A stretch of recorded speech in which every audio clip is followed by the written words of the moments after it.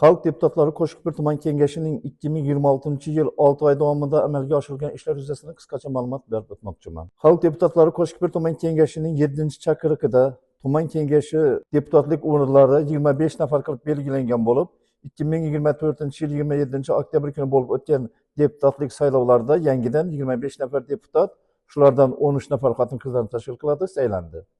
Hozirgi kunda tuman kengashida 25 nafar deputat faoliyat olib bormoqda. Bo'shab qolgan deputatlik o'rinlari mavjud emas.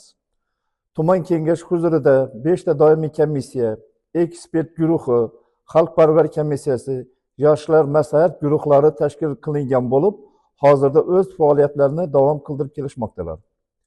Tuman kengashi sessiyasi kun tartibiga kiritiladigan masalalar dastlabki tarzda tegishiligi bo'yicha doimiy komissiyalar yig'ilishlarda ko'rib chiqilib, doimiy komissiyalarning qarorlari asosida sessiya kun tartibiga kiritib kelinmoqda. Xalq deputatlari Qo'shiqbir tuman kengashining mahalliy budjet, tadbirkorlikni rivojlantirish va iqtisodiy islohotlar masalalari bo'yicha doimiy komissiyada 30 ta masala muhokama qilinib, qabul qilingan qarorlar asosida sessiya kun tartibiga kiritildi. Korrupsiyaga qarshi kurashish va xavfsizlik masalalari bo'yicha doimiy komissiyada 5 ta masalalar muhokama qilinib, qabul qilingan qarorlar asosida sessiya kun tartibiga kiritildi. Ijtimoiy soha, yoshlar siyosati, madaniyat va sport masalalari bo'yicha doimiy komissiyada 8 ta masalalar muhokama qilinib, qabul qilingan qarorlar asosida sessiya kun tartibiga kiritildi.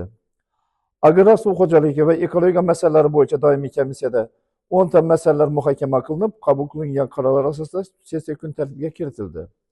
Reglament va deputatlik odobi axloq masalalari bo'yicha doimiy komissiyada 5 ta masalalar muhokama qilinib, qabul qilingan qarorlar asosida sessiya kun tartibiga kiritilib borildi. 2026-yil 6 oy davomida tuman kengashining 9 ta sessiyasi o'tkazilgan bo'lib, bunda jami 62 ta masala muhokama qilindi. Bular 13 ta hisobot, 10 ta axborot, 10 ta muhokama, 2 ta nazorat tahlil tadbirlari, 8 ta vakolat doirasidagi qarorlarni tasdiqlash, 19 ta boshqa masalalar bo'lib, muhokamalar yakuni bo'yicha 62 ta tuman kengash qarori qabul qilindi.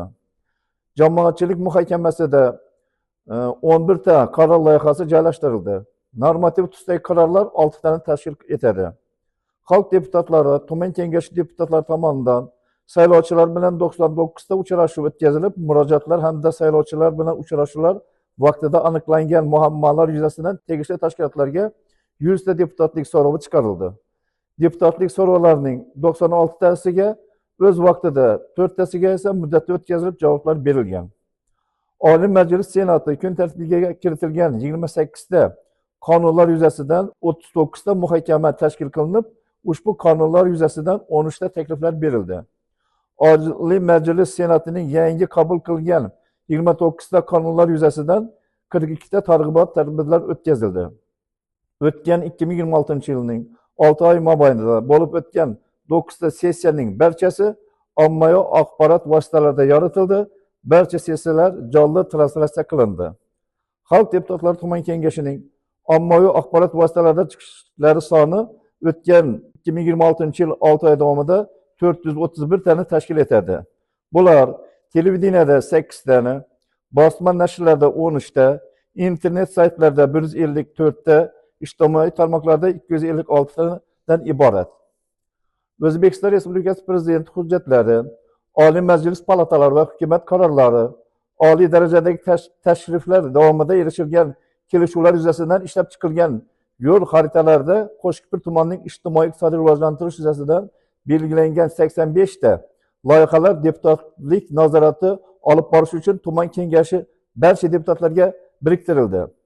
Deputatlik nazorati doirasida deputatlar tomonidan 85 ta loyihaning barchasi oyma-oy o'rganish ishlari olib borildi. Bugungi kunda 85 ta loyihaning 11 tasi to'liq bajarildi. Xalq deputatlari tuman kengashi deputatlarining mahalliy yerdiligi xodimlari bilan ham faoliyati samarali tashkil etilib kelinmoqda. Deputatlar o'z saylov okruglarida haftaning shanba kunlari mahalla fuqarolar yig'in binosida sayr, qabullar va uchrashuvlar o'tkazadilar. Sayyor qabullarda ko'tarilgan masalalar yuzasidan mahalliy yerdiligi xodimlari bilan birga hal etish choralari ko'rib kelinmoqda. Xalq deputatlar tuman kengashi deputatlariga O'zbekiston Respublikasi qonun, qaror va kodekslarning 162tasi berkitilgan bo'lib, qonun, qarorlar ijrosi joylarda doimiy nazorat qilinib kelinmoqda. Bundan tashqari deputatlar o'z saylov okruglarida 24ta savolnoma bo'yicha o'rganish ishlari olib bormoqdalar. Xalq deputatlari tuman kengashi deputatlariga doimiy komissiya kesimida tumandagi idora, tashkilotlar berkitilgan bo'lib, deputatlar hozirgi kunda o'zlariga berkitilgan tashkilotlar bilan ham o'zaro hamkorlikda ishlab kelishmoqdalar. E'tiboringiz uchun rahmat.